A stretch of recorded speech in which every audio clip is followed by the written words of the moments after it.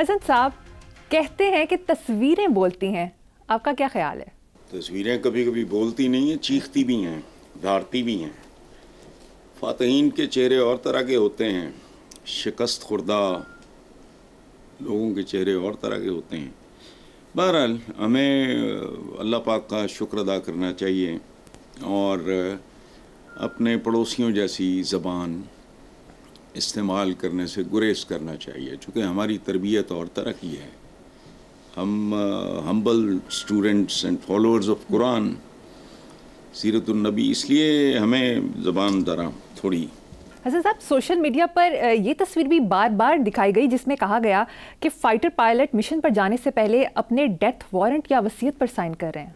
ये अपने दोस्तों जैसे अनपढ़ी हैं। ये जो हमारा यहाँ इधर सियासी ये ख़ानदान है, मैं उस वक्त भी हंस रहा था। देखो बात सुनो, ये डेथ वारंट ये वसीयत नहीं, वो बिल्कुल एक और तरह की वसीयत, एक और तरह की चीज़ है। उनके यहाँ पता नहीं क्या हिंदुओं में क्या कहते होंगे।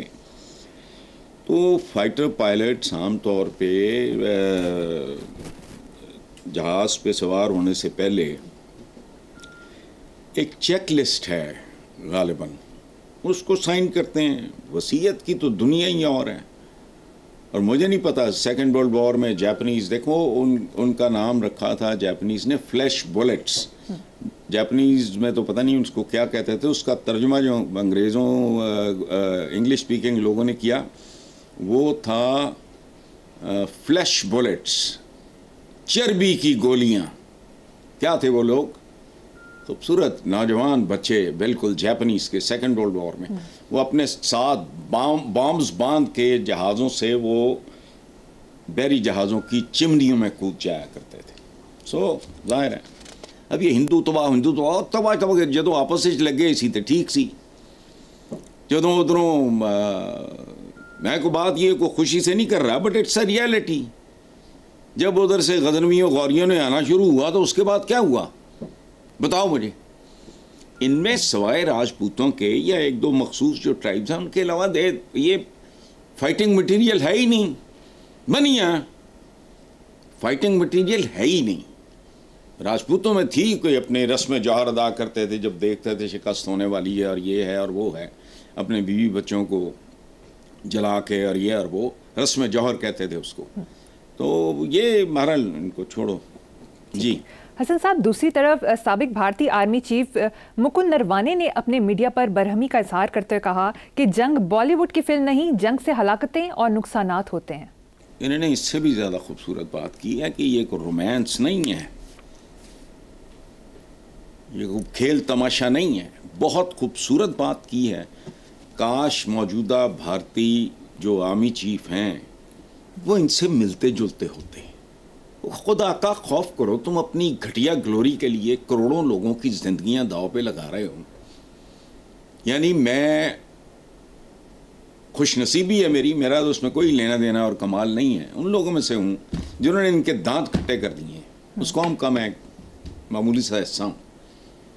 तो मुझे इस बात की तमीज़ है, किसी भी एवरेज आदमी को पता है ये एडवेंचरिज्म तारीख़ में अपना वजूद कायम रखने के लिए इससे ज़्यादा नीच और घटिया हरकत हो ही नहीं सकती। जितनी अक्ल इनके साबिक आर्मी चीफ, मैं उनका नाम इसलिए नहीं ले रहा कि मैं गलत ना ले लूँ, जितनी कॉमन सेंस, जितना ज़र्फ़, जितनी समझ बूझ उनमें है, काश हिंदुस्तान के मौजूदा नेता मनुता होता है ना, ये लीडर्स जो इस वक्त इक़्तिदार में हैं, कांग्रेस ये ख़ानदानी है, बेहतर हैं, उनकी बहुत बेहतर ग्रूमिंग हुई है। इन्होंने क्या पैदा किया है, क्या तोहफा दिया आज तक? ये तो अपने वल्दियत से मुकर गए। गांधी जी को बापू कहते थे। इन्होंने, खुदा की पनाह बात सुनो, इनको अंदाज़ा नहीं है कि अब हुआ तो क्या होगा। मैं मरियम आपको और आपके थ्रू अपने यंग व्यूअर्स को समझाने के लिए एक बात अर्ज कर रहा हूँ। 80 साल पहले वाला एटम बॉम्ब जो हिरोशिमा नागासाकी पे इस्तेमाल हुआ, वो सिर्फ टीजर था, प्रोमो था, खिलौना था। इन डंगरों को समझ नहीं आ रहा।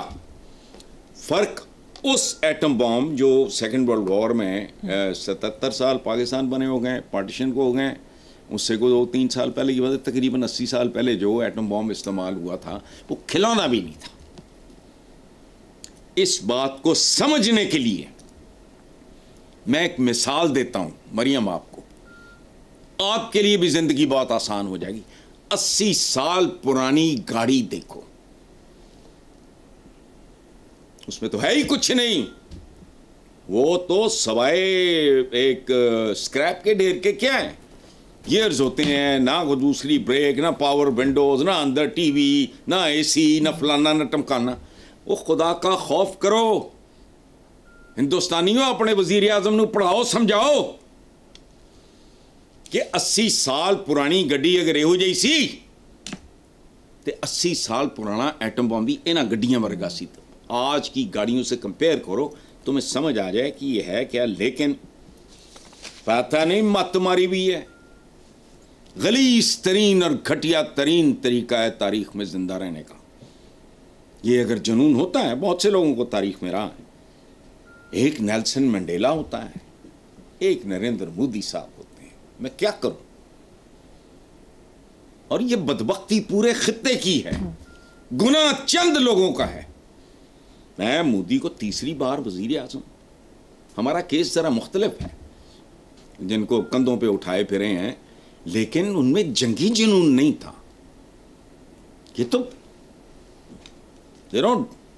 और मुझे कभी कभी ये आता है, मैंने शायद ये बात पहले भी की है, मैंने इनकी सारी मुकद्दस किताबें, कल की अवतार बड़ी खूबसूरत किताब है, गीता या तो ये हो नहीं सकता। मोदी साहब जितने भी अनपढ़ हों, गीता तो पढ़ी होगी, उससे सीखा क्या है तुमने। चलो एक्सेलरेटर से पांव उठाओ, वरना बहुत भयानक एक्सीडेंट और नुकसान होता है साइज के मुताबिक। हसन साहब, जंग के तनाजुर में मोदी की शोहरा आफाक तकरीर तो आपने ज़रूर सुनी होगी, क्या तबसरा है? शोहरा आफाक नहीं, बदनाम ज़माना कहो, there is a very thin line. बदनाम ज़माना भी शोहरा आफाक ही होता है। उसमें सवाए देखो, बात सुनो, हम तो, मैं ज़ाती तौर पे समझता हूँ कि इनडायरेक्टली उन्होंने तो यही तो कौम को उसने मुत्तहिद कर दिया। जो हमारा ये जो भी होते हैं वी लॉगर्स वगैरह, सोशल मीडिया वगैरह, मैं तो इसका इतना वाकिफ नहीं हूँ। छठी का दूध याद दिला दिया, सारा कुछ भूल भाल के साइड पे रख के। ये होता है, उन्होंने हमें यकजा कर दिया है। सबसे बड़ा एहसान हम यूं थे, उन्होंने यूं कर दिया। मोदी साहब मुक्का बड़ा तगड़ा है, तो इसलिए बहरहाल इन अ वे ब्लेसिंग इन डिस्गाइज वाली बात है।